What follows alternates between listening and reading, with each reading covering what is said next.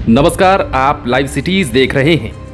बिहार करीब 40 साल से ज्यादा समय से हर साल बाढ़ की त्रासदी झेलता रहा है। सरकारों के दावों के बावजूद तमाम व्यवस्थाएं प्रत्येक साल ध्वस्त हो जाती हैं और लाखों की आबादी इसका दंश झेलने को विवश होती है।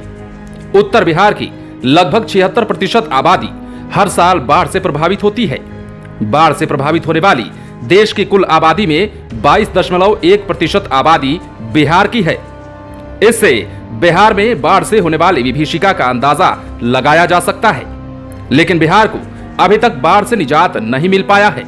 हालांकि बिहार में बाढ़ आने के कई कारण हैं, लेकिन मुख्य कारण बिहार की भौगोलिक परिस्थितियों को माना जाता है। ऐसे बढ़ता गया बाढ़ क्षेत्र का दायरा। बिहार में बाढ़ से बचाने को जैसे तैसे बांधों और तटबंधों की लंबाई बढ़ती गई, वैसे वैसे बाढ़ प्रभावित इलाके का क्षेत्रफल भी बढ़ता चला गया और विनाश की कहानियों के नए अध्याय जुड़ते चले गए। ऐसा नहीं कि हर साल की इस विनाशकारी लीला से निपटने के लिए उपाय सोचे और ढूंढे नहीं गए। सरकार के नुमाइंदों की एक बड़ी फौज ने इसे रोकने के हर संभव जतन किए, लेकिन प्रकृति के इस कोप को टालने में कामयाब नहीं हो पाए। जल संसाधन विभाग के आंकड़ों के मुताबिक बिहार का करीब 68,800 वर्ग किलोमीटर का इलाका हर साल बाढ़ में डूब जाता है। हमारी भौगोलिक स्थिति ही ऐसी है कि हमारे यहाँ पानी आएगा तो बाढ़ आएगी ही। इसको कम किया जा सकता है, लेकिन रोका नहीं जा सकता। नदी ने इंसानी जिंदगी में दखल अंदाजी नहीं की, बल्कि इंसानों ने नदी के क्षेत्र में दखल किया। नेपाल से आता है बाढ़ का पानी। दरअसल बिहार में बाढ़ की वजह नेपाल से आने वाली पानी है। बिहार के 7 जिले पूर्वी चंपारण, पश्चिमी चंपारण, सीतामढ़ी, मधुबनी, सुपौल, अररिया और किशनगंज नेपाल से सटे हुए हैं। नेपाल में जैसे ही भारी बारिश होती है तो वहां की नदियों का पानी बिहार में आने लगता है। नेपाल की 7 बड़ी नदियां कोसी नदी में मिलती हैं।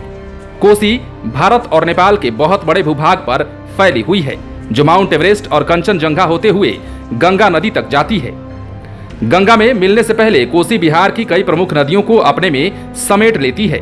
नेपाल में पत्थरों की खुदाई और खेती के लिए जंगलों की अंधाधुंध कटाई की गई, इसलिए जल अधिग्रहण क्षेत्र घट गए और बारिश का पानी रुकने की बजाय तेजी से बहकर नीचे चला जाता है। इससे बिहार में कोसी, महानंदा, बागमती, बूढ़ी गंडक, कनकई और अधवारा समूह की नदियों में पानी खतरे के निशान से ऊपर चला आता है। गाद भी है बाढ़ आने का मुख्य कारण। बिहार में बाढ़ की समस्या की मूल वजह पानी की निकासी न होना और उसके साथ आने वाला गाद है। कोसी पहले अलग अलग 15 धाराओं में बहती थी, लेकिन जब से उस पर बांध बना है तब से वो और भी ताकतवर हो गई है। जो लोग तटबंध के अंदर बसे हैं वे भी और जो बाहर बसे हैं वे भी इससे प्रभावित होते हैं। बचाव के लिए जैसे जैसे बांध ऊंचा किया गया, लोग असुरक्षित होते चले गए। बांध बनाकर इसे प्रलयंकारी बना दिया गया। मिट्टी के बने बांध को तो टूटना ही है।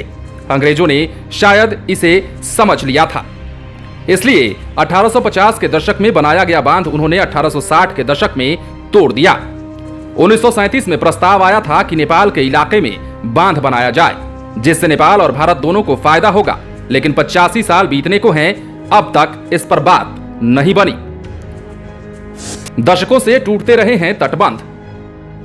कोसी पर बांध बनने के बाद से ही तटबंध विभिन्न स्थानों पर टूटते रहे हैं, लेकिन किसी सरकार ने कोई सबक नहीं ली। खराब योजना, गलत क्रियान्वयन और जल निकासी के अवैज्ञानिक कारण बाढ़ का कारण बनते हैं। गाद अब इतनी बड़ी समस्या बन गई है जिसका कोई उपाय नहीं सूझता। गंगा के मुहाने पर इतनी गाद जमा है कि फरक्का बराज को तोड़ने की चर्चा चल रही है। वही नेपाल इसमें दिलचस्पी नहीं दिखा रहा है। नदी के स्वाभाविक बहाव को रोका गया तब गाद समस्या बन गई, अन्यथा नदियां तो गाद प्रबंधन खुद ही कर रही थीं। बहरहाल पर्यावरण में आ रहे बदलाव से नदियों का व्यवहार बदल रहा है। अतीत की गलतियों से सबक लेते हुए अपनी जमीन पर अपने संसाधनों से उपाय सुनिश्चित करना होगा। सरकार की अनदेखी, दृढ़ राजनीतिक इच्छा शक्ति का अभाव, नियंत्रण की पुरानी नीति और भ्रष्टाचार का अर्थतंत्र जब तक हावी रहेगा तब तक लोग बाढ़ का दंश झेलने को मजबूर होते रहेंगे। आप बने रहें लाइव सिटीज के साथ। यदि आपने इस चैनल को सब्सक्राइब नहीं किया है तो सब्सक्राइब कर लीजिए, ताकि हम आपको खबरों से अपडेट रख सकें।